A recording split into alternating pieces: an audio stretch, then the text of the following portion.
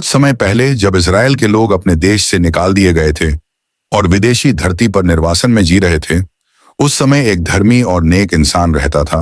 उसका नाम था तोबित।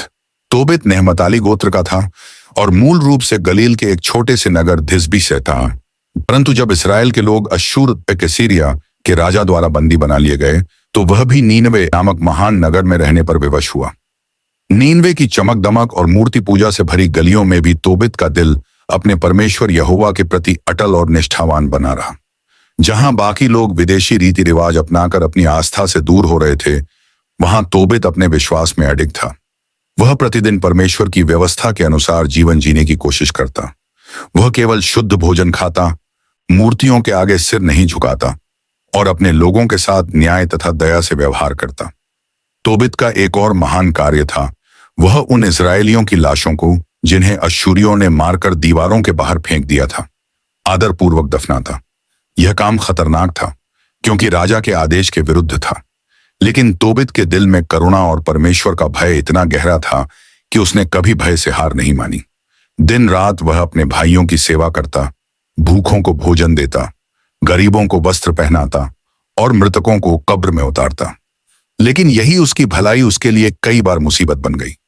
एक समय तो ऐसा भी आया कि जब राजा ने यह सुन लिया कि तोबित लाशों को दफना रहा है, तब उसने तोबित को मार डालने का आदेश दिया। डर के मारे तोबित को कुछ समय तक छिपकर रहना पड़ा।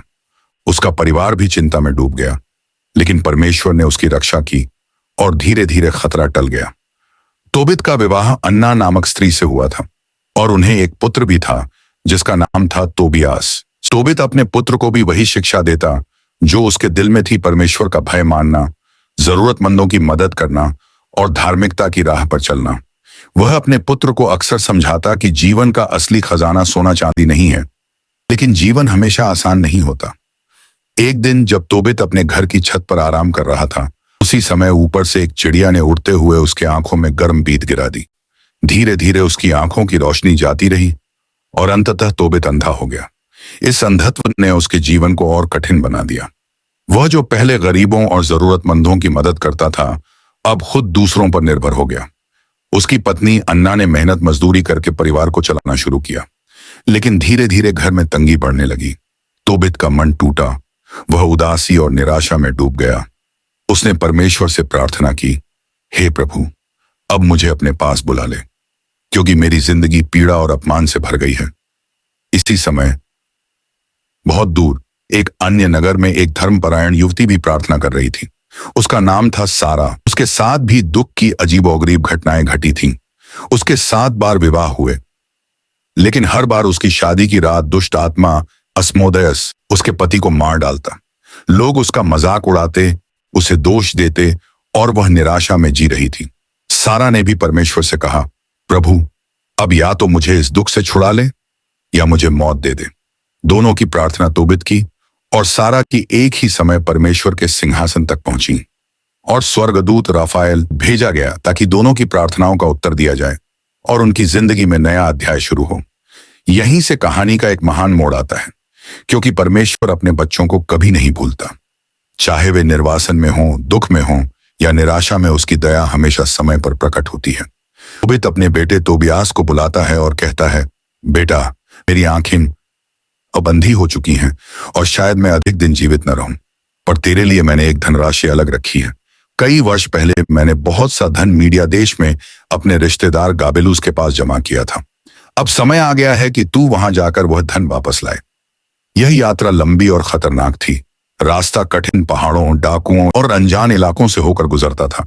तोबियास युवा था, पर अकेले सफर करने के लिए अनुभवहीन था। इसलिए तोबित ने प्रार्थना की कि उसके बेटे को कोई विश्वसनीय मार्गदर्शक मिले। तभी उनके घर एक युवक आया जिसने अपना नाम अजरियास बताया। वह कहता है कि उसे रास्ता भली भांति पता है और वह तोबियास के साथ जाएगा। वास्तव में यह और कोई नहीं बल्कि परमेश्वर का भेजा हुआ स्वर्गदूत राफाएल था, जो मानव रूप में आया था। तोबित को यह सुनकर राहत मिली। उसने अपने बेटे को आशीर्वाद दिया और समझाया, बेटा, सफर में हर काम धर्म के अनुसार करना। तोबियास ने पिता की शिक्षाओं को दिल से अपनाया और यात्रा पर निकल पड़ा। उसके साथ उसका साथी अजरियास था। दोनों आगे बढ़े और जल्द ही एक नदी के किनारे पहुंचे। जब तोबियास पानी में उतरा, तभी एक बड़ी मछली उस पर टूट पड़ी। घबराकर वह चिल्लाया, लेकिन अजरियास ने कहा, डरो मत, स्वयं पकड़ लो। तोबियास ने पूरी ताकत से उसे खींचा और किनारे ले आया। अजरियास ने समझाया, इस मछली का दिल, जिगर और पित्त अपने पास रखो, यह बहुत काम आएंगे। जब किसी दुष्ट आत्मा का सामना करना हो तो दिल और जिगर जलाना उसकी शक्ति नष्ट हो जाएगी, और इसका पित्त अंधे की आंखों पर लगाया जाए तो उसकी रोशनी लौट आएगी। तोबियास ने यह सब ध्यान से सुना और उन हिस्सों को सुरक्षित रख लिया। वह आश्चर्यचकित था कि यह सब किसी रहस्य का हिस्सा है। रास्ते में अजरियास उससे धर्म और विश्वास की बातें करता, उसे साहस देता। तोबियास को लगने लगा कि यह व्यक्ति साधारण इंसान नहीं है, बल्कि परमेश्वर का कोई दूत है जो उसकी रक्षा के लिए भेजा गया है। यात्रा के दौरान अजरियास ने उससे कहा, तोबियास, जब हम मीडिया पहुंचेंगे तो मैं तुझे एक धर्मपरायण युवती से मिलवाऊंगा। उसका नाम है सारा। वह ना रागुएल की बेटी है और तेरे लिए परमेश्वर ने उसे ही चुना है। तोबियास यह सुनकर चौंक गया और बोला, क्या यह वही सारा नहीं है जिसके साथ पति विवाह की रात ही मर गए? अगर मैं भी उसका पति बना तो क्या मेरी भी मृत्यु हो जाएगी? अजरियास ने शांत स्वर में उत्तर दिया, डर मत। अगर तू परमेश्वर पर भरोसा करेगा और उसकी आज्ञा मानकर चलेगा तो तुझे कोई हानि नहीं होगी। वही मछली का दिल और जिगर इस काम आएगा। जब तू विवाह करेगा तो उन्हें जलाना दुष्ट आत्मा तुरंत भाग जाएगी और तेरा चमरी जीवन सुरक्षित रहेगा। तोबियास का मन धीरे धीरे स्थिर हुआ।